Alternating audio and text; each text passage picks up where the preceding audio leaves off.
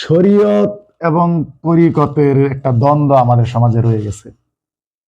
এটা কিন্তু এখন থেকে নয়, আপনি স্মরণ করেন, এটা অবশ্যই জানেন মুসা আলাইহিসসালাম এবং খিজির আলাইহিসসালামের একটা ঘটনা।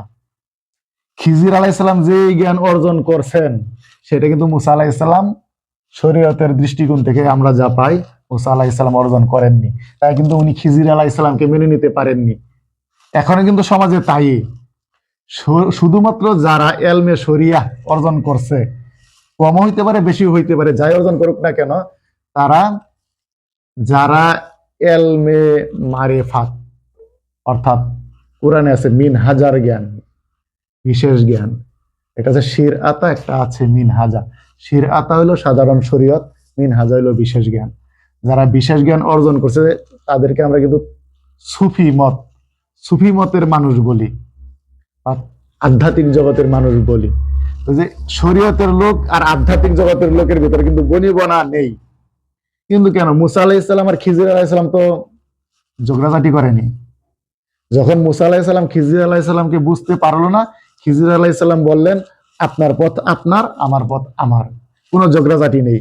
কিন্তু আমাদের সমাজে এখন ঝগড়াঝাটি হচ্ছে।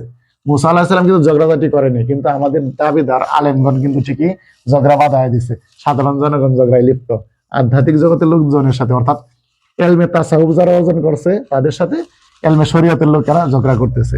এলমে তাসাউফের লোক কিন্তু, আধ্যাত্মিক জগতের লোক কিন্তু তাদের সাথে ঝগড়া করতে যায় না, বরং তারাই কিন্তু ঝগড়া করতে আসছে। তার প্রমাণ দেখলে কিন্তু মাজার গুলা ভাঙছে। মাজারে গাঁজা খাই বেশ ভালো কথা, আপনার মাথায় উকুন হয়েছে, আপনি উকুনকে ধ্বংস করবেন, মাথাকে কেটে ফেলে দিবেন।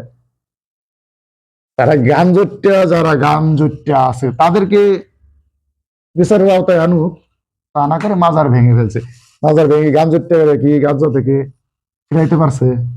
তবে বেশ ভালো কথা, ওরা তো যদি বলতো যে গাঞ্জা খোরদেরকে সাহায্য করব, আমি খুশি হইতাম। কিন্তু তারা বলতেছে কি উঁচু কবর ভাঙো, তারা আবার কিতাবের দোহাই দেয়, কই উঁচু কবর ভাঙো, হাদিসে আছে। আমার প্রশ্ন হলো, যারা হাদিস লিখেছেন সিয়াসিত্তার কিতাব, ওনাদের প্রত্যেকেরই মাজার আছে, তাহলে ওনারা কি হাদিস কম বুঝেন? ওনাদের অনুসারীরা কি কম বুঝেন? আর তোমরা এসে বলতেছো হাদিসে আছে। বুখারী রাহমাতুল্লাহি আলাইহির মাজার আছে, মুসলিম রাহমাতুল্লাহি আলাইহি উনার মাজার আছে, ইমাম আবু হানিফা রাহমাতুল্লাহি আলাইহি উনার মাজার আছে, তিরমিজি রাহমাতুল্লাহি আলাইহি উনাদের মাজার আছে। এমনকি যে মাজার ভাঙার যে ফতোয়া দিছিল ইবনে তাইমিয়া, এই ইবনে তাইমিয়ার কবরটা 10 তলা, সিঁড়ি সিঁড়ি সিঁড়ি সিঁড়ি, আমি দেখছি পিকচার, আপনি ইউটিউবে দেখে নিতে পারেন। তাহলে এরা হলো সুবিধাবাদী ভাই। মাজার যে কমিটি গুলা আছে, যেমন মসজিদ কমিটি কিন্তু বর্তমানে সুদখোর ঘুষখোর নেতৃবর্গ গুলাই, মাজার কমিটিও ভাই এইরকমই। যেখানে দেখেন ওয়ারিশান নাই ওইখানে এই ঝামেলাটা ভাই, যেখানে ওয়ারিশান আছে ওইখানে এই ঝামেলাটা নেই, ওইখানে কোনো গাজামত চলে না।